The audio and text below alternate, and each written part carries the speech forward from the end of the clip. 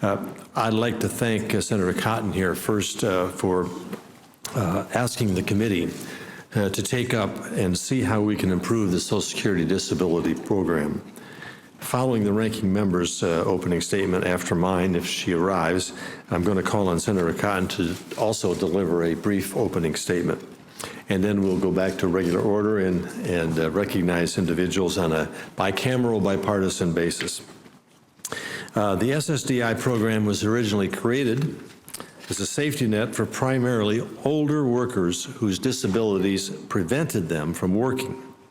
In subsequent decades, we've witnessed an expansion of the program eligibility accompanied by a sharp increase in the number of claimants. As of today, nearly 9 million Americans receive Social Security disability insurance benefits, including almost 5% of working age adults. In total, SSDI accounts for about 15% of benefits paid through the Social Security Administration. Interestingly enough, 1.3 million of those beneficiaries are under the age of 40, not the original intent, I think, of the program, but one example of how the program has been expanded. While the SSDI program was originally crafted to maintain the principles of rehabilitation and return to work, statistics show that this rarely happens today, and the program's underlying structure disincentivizes many from working.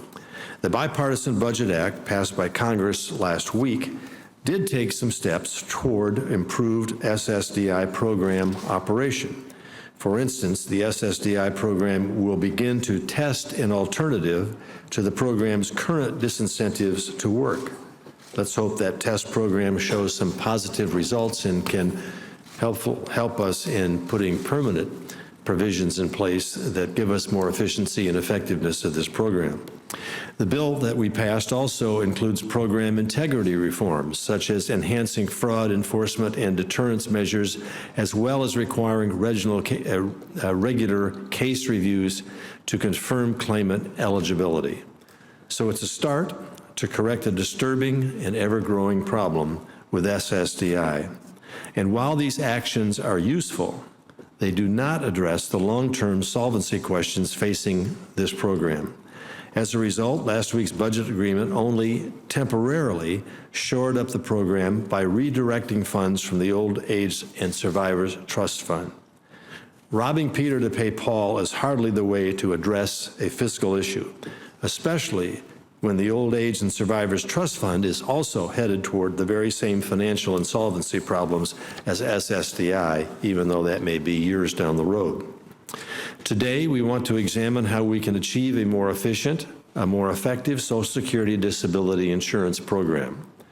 We hope to learn about measures to assist the successful transition of individuals to the workplace, which impacts their personal well-being as well as the fiscal sustainability of the program. We must also ask how current administrative processes can be reformed. The current SSDI program review and appeal system is burdened by a backlog of increases, risk of fraud, and slow awards of benefits to individuals who need them. The SSDI program is also plagued with improper payments. Just last week, the Government Accountability Office revealed at least $11 billion in overpayments over the last 10 years.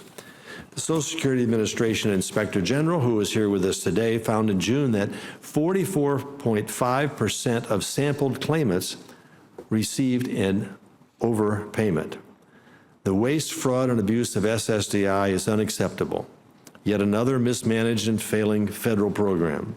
There's clearly much work to be done to improve the administration of this program and protect taxpayers' dollars from being wasted through fraud and abuse.